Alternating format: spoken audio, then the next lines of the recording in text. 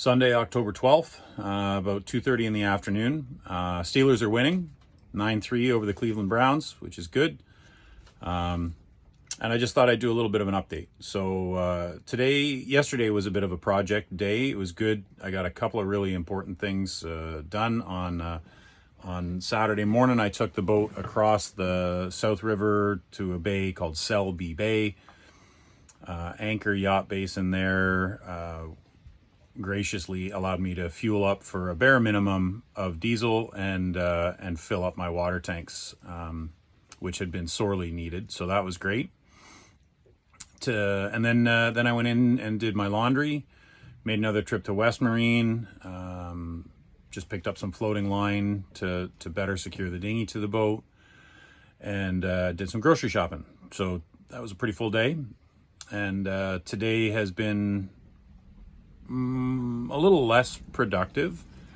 Yesterday I guess I blogged as well. So today got up, did a bunch of financial stuff online, answered a bunch of emails, got some stuff checked off on the internet, and then started trying to tackle understanding the watermaker on the boat. So Unhurried came with a watermaker that's probably 20 years old. And the recent experience with running out of fresh water made me think that maybe I should rethink my previous decision that I would just cart water from shore to the boat. Because the idea of making water and then just every day running that little system for an hour or something would be more than enough to keep my water tanks perpetually topped up. And when I walked the boat show on Friday, I spoke with 4 providers of water makers, and they're all in the $4,000 to $5,000 to $6,000 US price point. So if I can get mine up and running, that certainly is going to be the most economical way to do this. So I started tackling that this morning and realized I couldn't get there's a cartridge filter on the system. It's sort of the primary filter. Seawater comes up from under the boat and gets pumped immediately into a cartridge filter to filter any sediment out, and then it goes into a high pressure pump that forces it into a cylindrical membrane, and as the pressure builds to about 800 psi, it starts to force hydrogen and oxygen through that membrane but doesn't allow salt. So you can get 99% of the salt out of seawater by forcing it through a reverse osmosis membrane. So I'll pause here and I'll walk through a little bit what this system looks like. Okay, so don't judge. The dishes are clean, and that hose is there as part of this watermaker trial setup. And I'm using here my new rechargeable Nebo high-powered flashlight. This thing is awesome. It should be for what I paid for it, but it is awesome. So here, this blue motor is an electric motor that drives a high-pressure pump. And that high pressure pump sends water up to this cylindrical membrane. That's that white cylinder. And then all this hosing here, this is that valve is a test versus tank valve. So you want to test your water before you start putting it into your water tanks. And then back at the back there, in that very back corner, I can't quite get the light on it there. So back in that back corner is the back of the control panel for the reverse osmosis machine. The front side of that panel, again, don't judge. I had to empty this giant lazarette out, so the cockpit is a bit of a disaster. But if I just step back a little bit here, and I apologize for the wind noise, that's a lazarette. And a lazarette is just a great big storage space below decks. So down here, you can see here we've got our solar power MPPT controller. Here is the gauge panel for the watermaker, the filter and filter housing, and this is just a manifold that allows me to direct water either into the tank or overboard or into these 2 hoses that I've cut off for the time being That's where I would do pickling. So pickling is if you're not going to use your water maker for a period of time, you need to pickle that membrane so that it doesn't become clogged and unusable. So the first thing I learned today was that I can't get that cartridge housing off using just my hands. So I had to run to the hardware store, pick up a cartridge wrench. So I'm going to give that a try now. Okay, so here we are, standing in the lazarette. And then we got to kind of fold ourselves up because we're not small people here. And we're going to try and get this cartridge off. Okay, well, if the first thing you thought when you saw the last little bit of the video was, Andy, that cartridge wrench looks way too big for that filter housing, you are correct.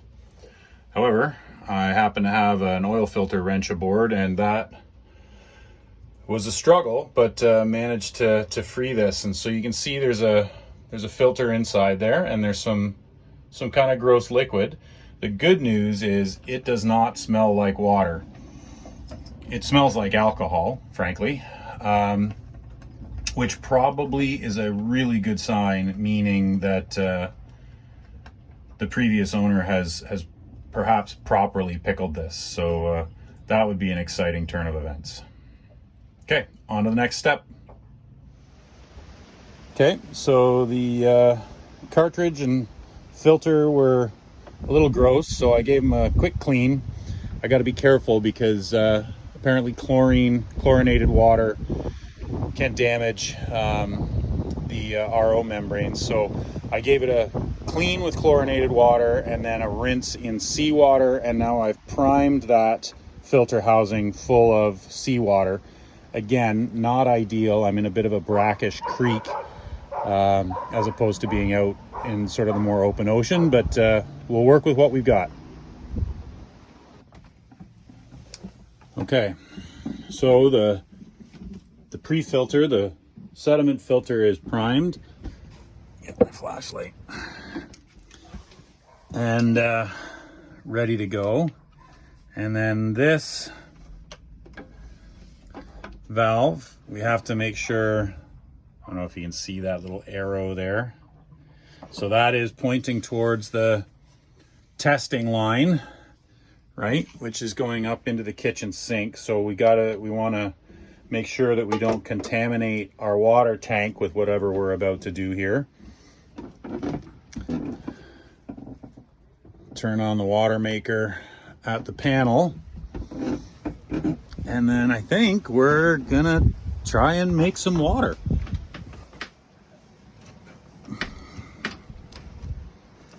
So I'm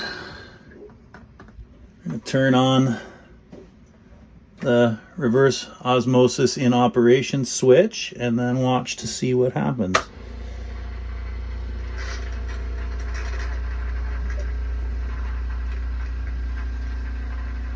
Okay, so there's water moving through here, which is the overboard discharge line, so that'll be going out through a through hull. And there's water moving through here, which is going to the high pressure pump.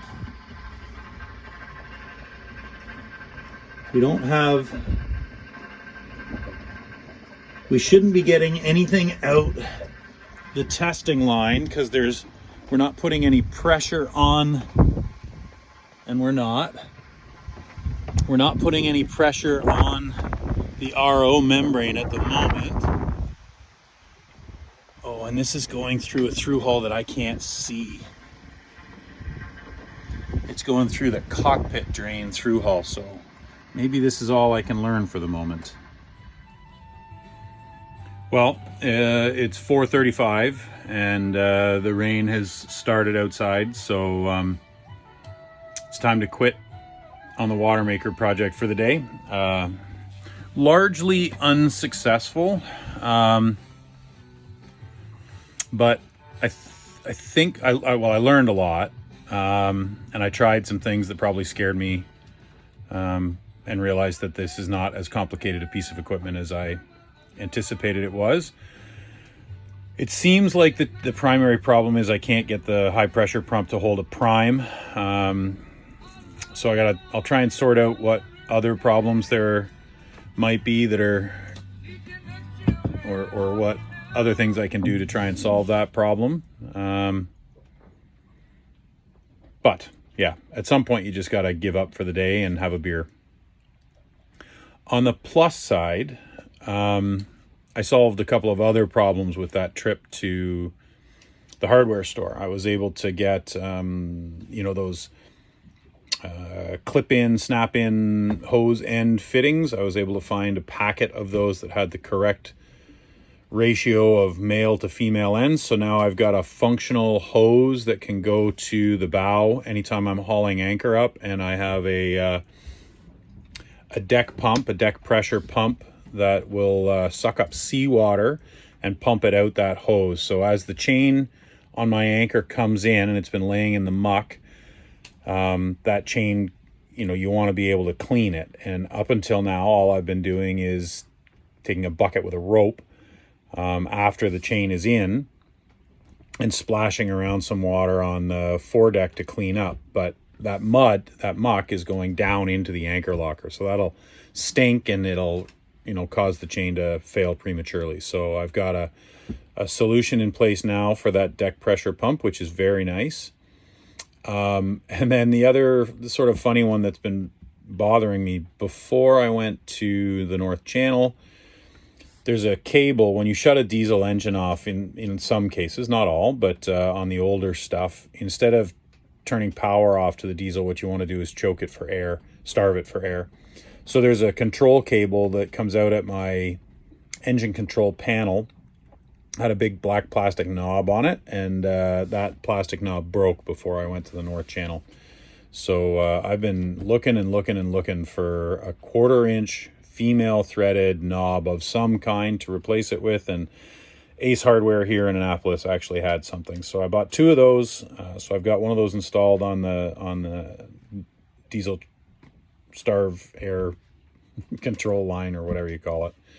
So a couple of minor victories today with what I would say was sort of a draw. It's not a loss on the watermaker, but it's a draw. I didn't win. It didn't win. We'll try again tomorrow. Until then, I think I'm going to have a dark and stormy and start thinking about dinner. Cheers.